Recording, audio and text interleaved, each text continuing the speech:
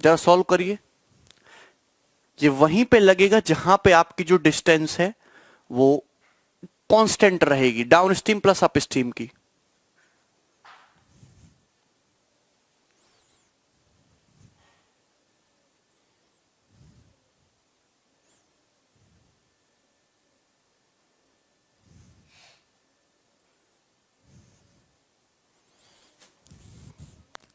इसमें ना 3-4 वैरायटी बनती है, क्वेश्चन के डाटा के अकॉर्डिंग आपको सॉल्व करने का तरीका बदलना पड़ेगा। ये सवाल एक तरीके से सॉल्व नहीं होगा। अगर डाटा आसान है तो ऑप्शन से कर लो, हिट एंड ट्रायल से कर लो। पिछला वाला सवाल भी हिट एंड ट्रायल से हो जाता है वैल्यू एज्यूम करके, लेकिन ये वाला जो सवाल है ना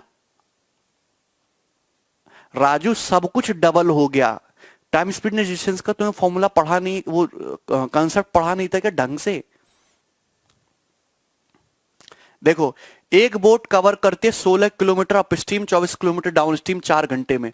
एक बोट जाती है 16 किलोमीटर अप स्ट्रीम, जाती है 24 किलोमीटर डाउन स्ट्रीम, 24 किलोमीटर। समय लगता है कितना? समय लगता है 4 घंटे का, 4 आवर्स का। यही बोट जो है 24 किलोमीटर अप स्ट्रीम, यही बोट जाएगी 24 किलोमीटर अप स्ट्रीम। और दो केस लिख रहा हूं मैं, 16 किलोमीटर डाउन स्ट्रीम, समय लगता है 4.5 घंटे, 4.5 आवर्स। आपसे पूछा करंट की स्पीड बताओ। टोटल डिस्टेंस 16 प्लस 24 40 कांस्टेंट है, 24 प्लस 40 कांस्टेंट है। कैलकुलेशन करना थोड़ा बड़ा हो जाएगा। आप अगर यहां गौर से देखो, अप स्ट्रीम में डिस्टेंस 16 से बढ़ के 24 होगी, 8 किलोमीटर एक्स्ट्रा होगी। डाउन स्ट्रीम की स्पीड डाउन स्ट्रीम की डिस्टेंस ऑटोमेटिकली अगर 8 किलोमीटर घट जाए तो टाइम कितना एक्स्ट्रा लगा? टाइम लगा 0.5 घंटे एक्स्ट्रा। अरे ये तुमको दिखाई देता है कि नहीं दिखाई देता है? यहां पे घटा रहे हो, यहां पे घटा रहे हो। मेरे दिमाग में एक चीज आती है, क्यों ना मैं डाउन स्ट्रीम की डिस्टेंस को 0 कर दूं? अरे क्यों ना मैं डाउन स्ट्रीम की स्पीड डिस्टेंस को 0 कर दूं? अगर यहां 16 है, 16 किलोमीटर से 0 किलोमीटर पाने के लिए मुझे 16 किलोमीटर लेस करना पड़ेगा। अगर डाउन स्ट्रीम की स्पीड, डाउन स्ट्रीम की डिस्टेंस को 16 किलोमीटर घटाओगे तो अप स्ट्रीम की डिस्टेंस को 16 किलोमीटर ज्यादा चलाना पड़ेगा कि नहीं? मतलब अप स्ट्रीम से अगर 40 किलोमीटर जाओ, डाउन स्ट्रीम से अगर 0 किलोमीटर जाओ, तो सब कुछ डबल हो गया ना बेवकूफो। 8 का डबल 16, 8 का डबल 16, 0.5 का डबल 1 आवर्स, 1 आवर्स। यहां पे यही तो लॉजिक लगाना है। स्केलिंग फैक्टर देखो ना, 8 8.5, दुगना 16, दुगना 16, 0.5 का डबल 1 घंटा, मतलब 4.5 घंटे में भी 1 घंटा जोड़ दो तो 5.5 घंटे आता है, 5.5 आवर्स आता है। तो मैं आपसे ये कह सकता हूं कि ये जो बोट है ये 40 किलोमीटर अपस्ट्रीम जाने में 5.5 घंटे लेती है। तो हम ये कहेंगे 80 किलोमीटर जाने में 11 घंटे, 1 घंटे में कितना? 80/11 किलोमीटर। तो अपस्ट्रीम की स्पीड आ गई 80/11 किलोमीटर पर आवर। ये तुम्हें दिमाग लगाना पड़ेगा, इतना आसान नहीं है। थोड़ा दिमाग लगाओ, टेक्निकलिटी से सोचना शुरू करो। अगर कोई नाव 5.5 घंटे में 40 किलोमीटर, डबल कर दो, 11 घंटे में 80 किलोमीटर, 1 घंटे में 80/11 किलोमीटर, 1 घंटे में 80/11 किलोमीटर जाती है। तो ये अपस्ट्रीम की स्पीड आई है 80/11। बोलो समझ में आया ना? ऐसा जरूरी नहीं है किसको 0 करना है। जो घट रहा होता है ना हमेशा उसको 0 करते, जो घट रहा होता है। घट कौन रहा है? डाउन स्ट्रीम, इसको 0 करते हैं। चलो अच्छा, अब देखो, चाहे पहला केस ले लो चाहे दूसरा केस ले लो, आंसर सभी से आएगा। इसको भूल जाओ, जो भी अभी तक मैंने किया है, जो भी अभी तक हमने किया इसको भूल जाओ।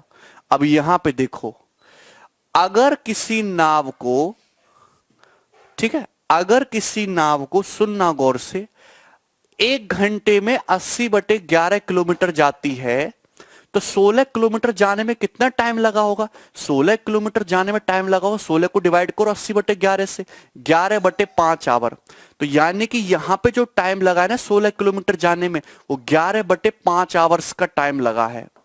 तो आप मुझे बताइए फिर डाउन स्ट्रीम में कितना टाइम लगा होगा? अरे टोटल टाइम तो 4 घंटे लगा ना up stream plus down stream में।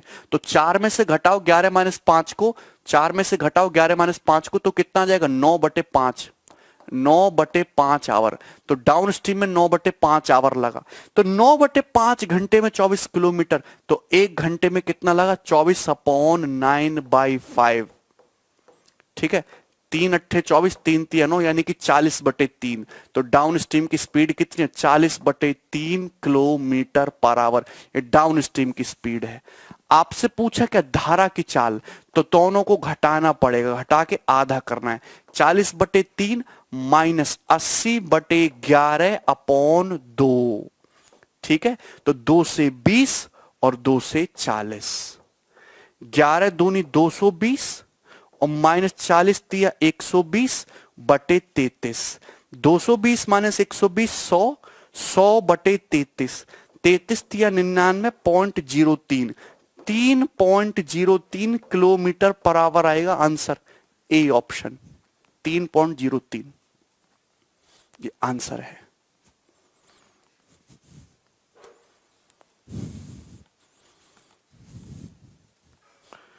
ठीक है, बताओ। तो ऐसा नहीं है कि हर सवाल आपका ऐसे हो जाएगा हवा में, किसी किसी सवाल में इस तरीके से दिमाग भी लगाना पड़ेगा। ये तुम एज्यूम कर सकते थे, इतने बड़े रामानुजम तो नहीं हो तुम, ये एज्यूम कर सकते थे कभी हिट एंड ट्रायल से? नहीं कर सकते थे। और वैसे भी ऑप्शन को देखो, ऑप्शन किसी दूसरी ही दिशा में जा रहे हैं। ठीक है कि नहीं है? तो अगर टोटल डिस्टेंस कांस्टेंट है तो आपको इस तरीके से शिफ्टिंग मेथड अप्लाई करना पड़ेगा। क्लियर है? सवाल को सॉल्व करने में लगभग 50 से 60 सेकंड, 1 मिनट का समय लग सकता है। सबको समझ में आया? क्लियर है कि नहीं?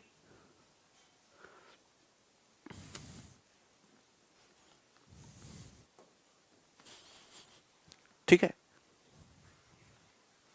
चलो अब अगला कर लो। अब एक सवाल में इसमें और दिखाता हूं, एक केस जिसमें आप और फंसोगे। ये रहा सवाल नंबर 32, जो ना शिफ्टिंग से होगा ना हिट एंड ट्रायल से होगा आसानी से। सीपीओ 2018 का क्वेश्चन है और एक वायरल क्वेश्चन है बोट एंड स्टीम का। यहीं से ऐसे कैलकुलेटिव सवाल मॉक में बनना शुरू हुए हैं। ठीक है, चलिए जल्दी से बनाइए और मुझे इस क्वेश्चन को सॉल्व करके दिखाइए। आपके पास है पूरे 30 सेकंड। मैं आपको 30 सेकंड का टाइम देता हूं, जल्दी से सॉल्व करो। क्वेश्चन आपके सामने फटाफट, सीपीओ का एग्जैक्ट आया हुआ सवाल है, बहुत जबरदस्त क्वेश्चन है। 30 सेकंड है, कोई भी मेथड लगाओ, इसे करके दिखाओ।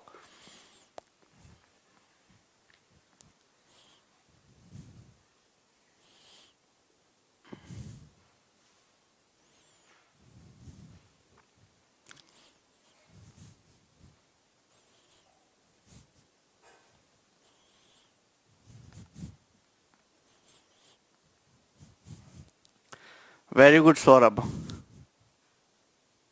Very good Pranshu.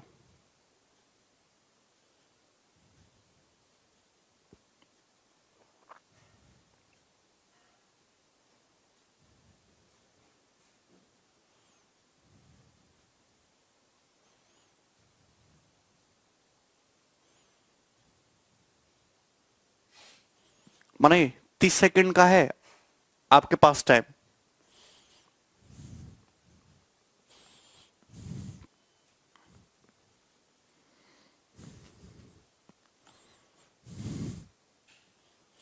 क्वेश्चन सही नहीं दिख रहा? क्वेश्चन एकदम सही दिख रहा है।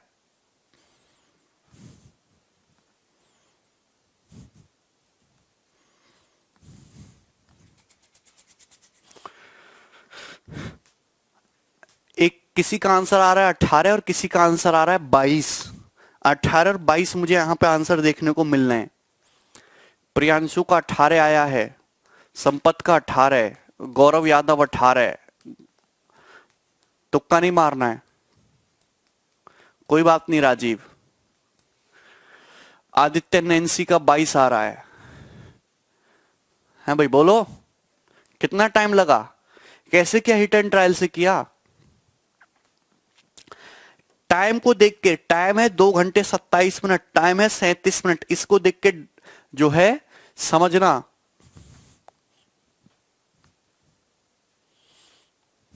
हिट एंड ट्रायल लगाओगे तो हिट एंड ट्रायल से सवाल सॉल्व हो जाएगा, टाइम लग सकता है। अब देखो इस सवाल को बहुत जल्दी सॉल्व किया जा सकता है। क्या आपकी फास्ट स्पीड होनी चाहिए? मैं बहुत फास्ट स्पीड से सॉल्व करूंगा, फास्ट स्पीड से। आपको बस इतना फंडा ध्यान रखना है कि स्पीड का मतलब क्या होता है। एक घंटे में चली गई स्पीड जो है, एक घंटे में चली गई डिस्टेंस ही स्पीड होती है। स्पीड का मतलब एक घंटे में चली गई डिस्टेंस। एक बोट जो है 30 kilometre down stream, 24 kilometre up stream, time लगा 2 घंटे 27 मिनट, तो 120 प्लस 27 यानी कि 147 मिनट, इतना ही टाइम लगा। Also it can go 10 kilometre down stream, जबकि ये 10 किलोमीटर डाउन स्ट्रीम और ये 4 किलोमीटर अप स्ट्रीम। टाइम लगा 37 मिनट, तो टाइम कितना लगा? 37 मिनट, यही तो लगा टाइम 37 मिनट। आपसे पूछा है बोट की what is the speed of the boat up stream. Boat की अप स्ट्रीम में स्पीड बताइए, बोट की ना अप स्ट्रीम में स्पीड बताइए। आपसे पूछा है नदी के बहाव की दिशा, what is the speed of boat up stream, नदी के बहाव की विपरीत दिशा में। यहां पे लिख लेना विपरीत दिशा में, ठीक है। आपसे अपस्ट्रीम की स्पीड के बारे में पूछा है, तो अपस्ट्रीम की स्पीड के बारे में अगर पूछा है तो डाउन स्ट्रीम की स्पीड हटानी है, इसको 3 से मल्टीप्लाई कर दो। किससे मल्टीप्लाई कर दो? 3 से। ये हो जाएगा 30, ये हो जाएगा 12 और ये हो जाएगा तुम्हारा 37 111 मिनट। सवाल आपका हो चुका है। अगर आप यहां पे डिफरेंस देखो तो अपस्ट्रीम 12 किलोमीटर अपस्ट्रीम जाने में टाइम कितना लगा है? 7 में से गया 6, 4 में से गया 36 मिनट, 36 मिनट का टाइम लगा। अगर 12 किलोमीटर अपस्ट्रीम जाने में 36 मिनट, तो 1 किलोमीटर जाने में कितना लगा है? 3 मिनट। तो 60 मिनट में कितना जाओगे अपस्ट्रीम? 60 मिनट में जाओगे तुम 60 मिनट में जाओगे 20 किलोमीटर। 60 मिनट में कितना जाओगे? 20 किलोमीटर। तो आंसर है 20। एक भी बच्चे का आंसर नहीं आया।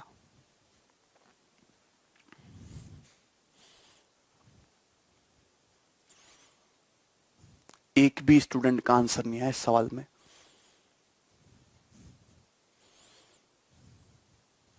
बोलो, सब 22 और 18 लगाए पड़े बेवकूफों की तरह। 37 या 100 12 किलोमीटर बोलो। हाँ, अपस्ट्रीम की स्पीड 20 किलोमीटर नहीं जाओगे। 60 मिनट का मतलब होता है 1 घंटा। 1 घंटे में चली गई डिस्टेंस को ही स्पीड बोलते हैं। अगर आपसे यहां पे पूछा होता डाउन स्ट्रीम, तो एक boat 7.2 kilometre down stream, 3.2 kilometre up stream, time लगा है बोट को अप स्ट्रीम इन 2 आवर्स, 2 घंटे लगा है, कोई दिक्कत नहीं है। It can also go 1.5 kilometre down stream, तो 1.5 किलोमीटर हो गया down stream, 0.6 kilometre up stream, तो अप स्ट्रीम हो गया 0.6 किलोमीटर। समय लगा है 24 मिनट, समय लगा है 24 मिनट, ये मिनट में दिया है। 2 घंटे, 2 घंटे का मतलब होता है 120 मिनट, ये 120 मिनट हो गया, सब मिनट में लिख लीजिए। आपसे स्पीड ऑफ बोट पूछा है when going down stream, speed of boat पूछा है व्हेन गोइंग डाउन स्ट्रीम, तो आपसे यहाँ पे डाउन स्ट्रीम की स्पीड पूछी है। क्या पूछे? डाउन स्ट्रीम की स्पीड। तो डाउन स्ट्रीम की स्पीड पूछे तो अप स्ट्रीम को क्या करना पड़ेगा?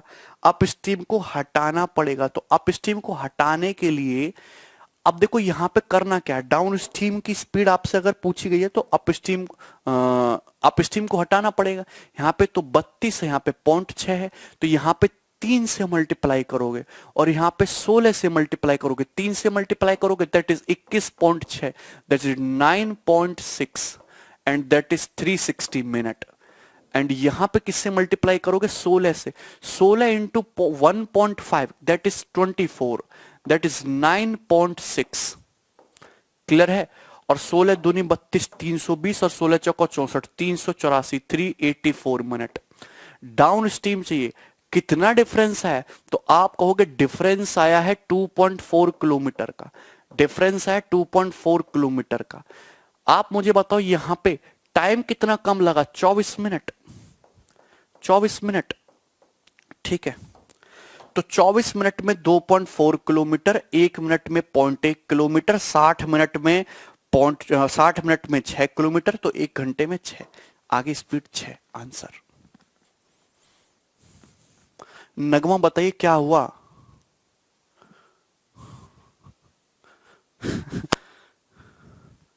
इतना सिंपल है।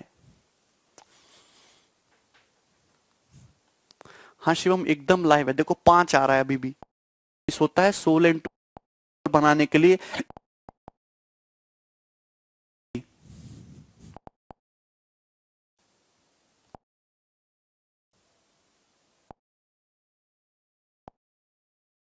नया लिया है।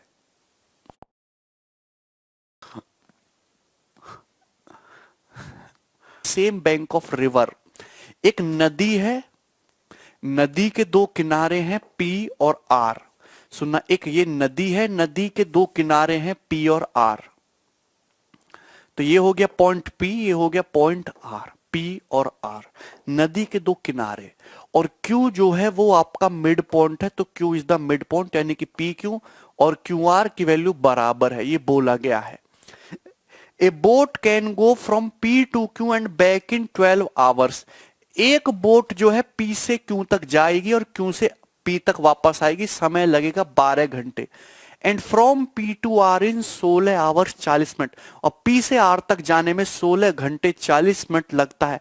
How long would it take, कितना समय लेगी आर से पी तक आने में। बहुत बेहतरीन सवाल है, सुनना गौर से। आपको ये दिया हुआ कि एक क्यू जो है मिड पॉइंट है, एक नाव पी से क्यू तक गई और क्यू से पी तक वापस आई, समय लगा 12 घंटे। पी से क्यू तक गई, फिर क्यू से पी तक वापस आई, समय लगा है नाव को 12 घंटे। कितना समय लगा है? 12 घंटे। इसी नाव को पी से आर तक जाने में 16 घंटा 40 मिनट। नाव यहां ऐसे ऐसे गई तो उसको लगा 12 घंटे। नाव को पी से आर तक ये डिस्टेंस जाने में, तो पी से आर तक की डिस्टेंस जाने में, नाव को पी से आर तक की डिस्टेंस जाने में समय लगा 16 घंटे 40 मिनट। 16 hours 40 minute. तो आप मुझे बताइए, कोई नाव अगर इस डायरेक्शन में जा रही है पी से आर तक, समय 16 घंटा 40 मिनट लगता है। सेम उसी नाव को इसी डायरेक्शन में आधी दूरी जाने में भैया पी आर का आधा है पी क्यू। नाव को अगर इस दिशा में पी से आर तक जाने में 16 घंटा 40 मिनट, सेम इसी दिशा में पी से क्यू तक जाने में आधा टाइम लगेगा। 16 घंटे 40 मिनट का आधा, तो पी से क्यू तक जाने में कितना समय लगेगा? 8 घंटे 20 मिनट। 8 आवर्स 20 मिनट लगेगा कि नहीं लगेगा? तो पी से क्यू तक जाने में अगर 8 घंटा 20 मिनट लगता है, तो अब पूरा यहां से यहां तक, यहां से यहां तक पी से क्यू, क्यू से पी 12 घंटे। तो 12 घंटे में से 8 घंटा 20 मिनट घटाओ तो बचा कितना? 3 घंटे 40 मिनट। यानी कि मैं ये कह सकता हूं 8 3 11 20 40 60 मिनट। तो यानी कि नाव को क्यू से पी तक जाने में, नाव को क्यू से पी तक जाने में 3 घंटा 40 मिनट लगता है। बोलो लगता है कि नहीं लगता है? नाव को क्यू से पी तक आने में 3 घंटा 40 मिनट। तो कोई नाव को इस दिशा में क्यू से पी तक जाने में 3 घंटा 40 मिनट, क्यू से पी तक जाने में 3 घंटा 40 मिनट,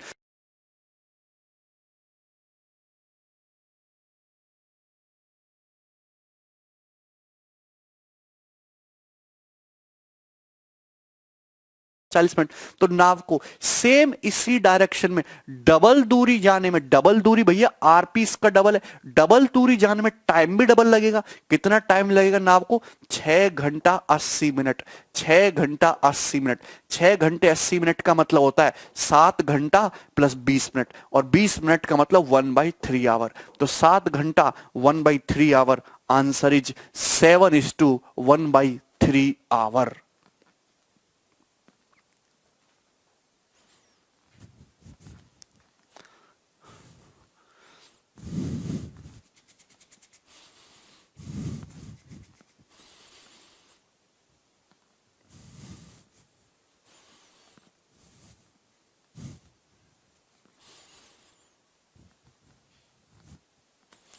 क्लियर हुआ ना?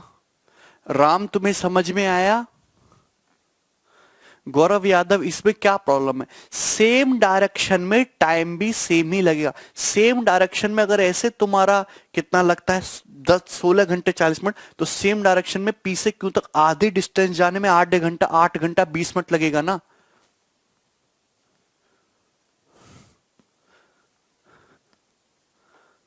ठीक है, आगे बढ़ते हैं, next question.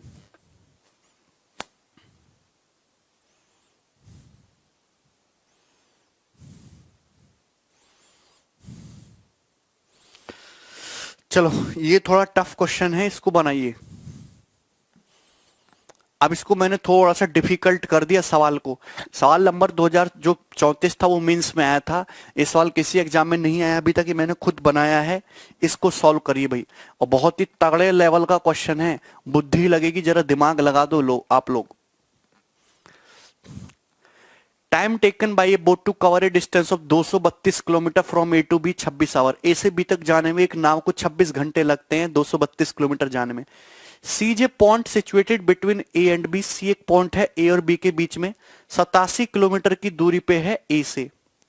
Time taken by the boat to cover the distance from A to C, C to A. Boat को ए से सी और सी से ए तक जाने में 15 घंटे लगते हैं। तो बताइए बोट को डिस्टेंस बी से सी तक आने में कितना टाइम लगेगा? आंसर है, अरे ये 12 घंटे में से 8 घंटा 20 मिनट घटा दोगे ना कमल, तो 3 घंटा 40 मिनट ही तो आएगा।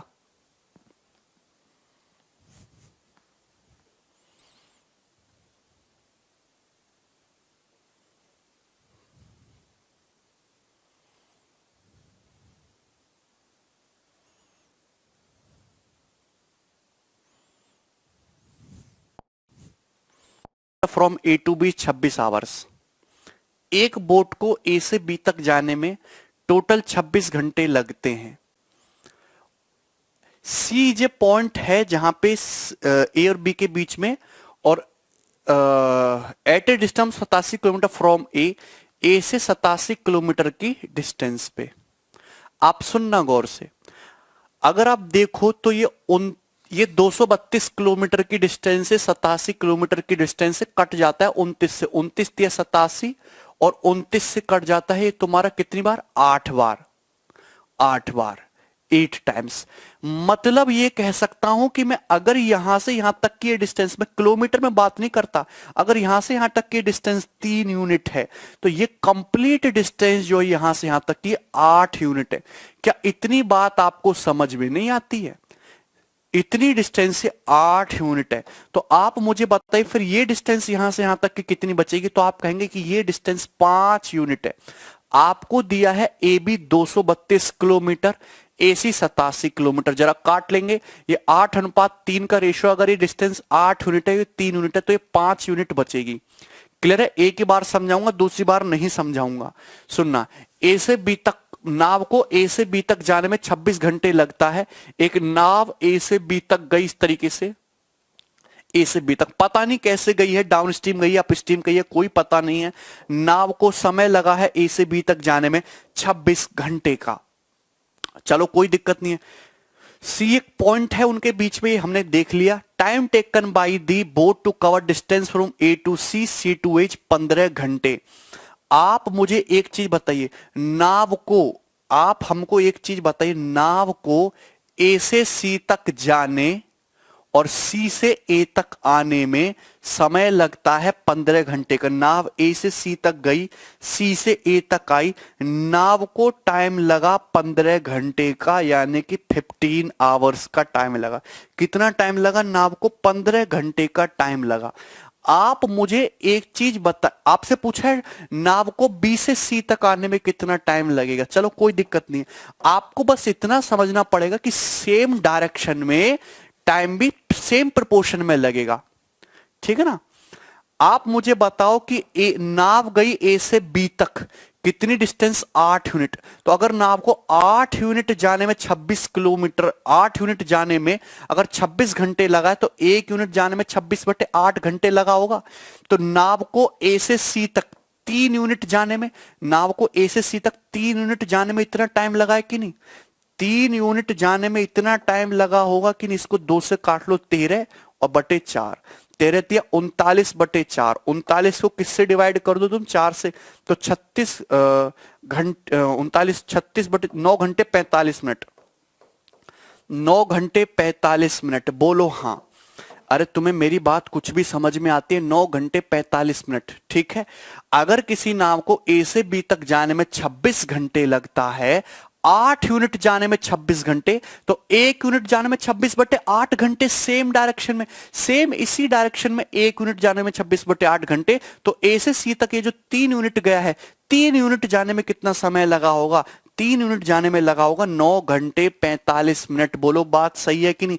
है ना, 2 से काटोगे 13 39/4 तो 9 घंटे 45 मिनट। यानी कि मैं ये कह सकता हूं कि नाव को ए से सी तक जाने में 9 घंटे 45 मिनट लगा, लेकिन ए से सी तक गई, फिर सी से ए तक वापस आई, टोटल 15 घंटे का टाइम। अगर ए से सी तक 9 घंटे 45 मिनट, तो वापस आने में लगा होगा 5 घंटे 15 मिनट।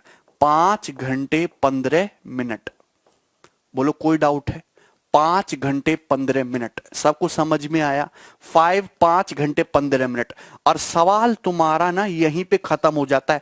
अगर किसी नाव को इस डायरेक्शन में सी से ए तक अगर 3 यूनिट आने में, अगर 3 यूनिट आने में 5 घंटे 15 मिनट लगता है, तो 1 यूनिट में कितना टाइम लगा होगा? 5 घंटे 15 मिनट बटे 3। तो 5 यूनिट जाने में कितना टाइम लगा होगा? तो मल्टीप्लाई किससे कर दोगे? 5 से। मल्टीप्लाई किससे कर दोगे? 5 से। बोलो बात समझ में आई ना?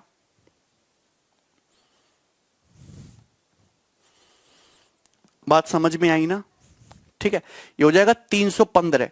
5 घंटे 15 मिनट का मतलब होता है 315। इसको डिवाइड करेंगे 315 को 3 से, तो कितना हो जाता है तुम्हारा? 105 ना। 315 है 105, 105 पंजे 575, तो 575 मिनट आ गया। इसको लिख सकते हो 480 मिनट, यानी कि 8 घंटे। और फिर बच कितना जाएगा? सॉरी, 315 105, 105 पंजे 525 आएगा ना। 480 मिनट यानी कि 8 घंटे और 45 मिनट। 8 घंटे 45 मिनट, ये आंसर है। किधर है? ये रहा सी ऑप्शन। 8 घंटे 45 मिनट, ये आंसर है।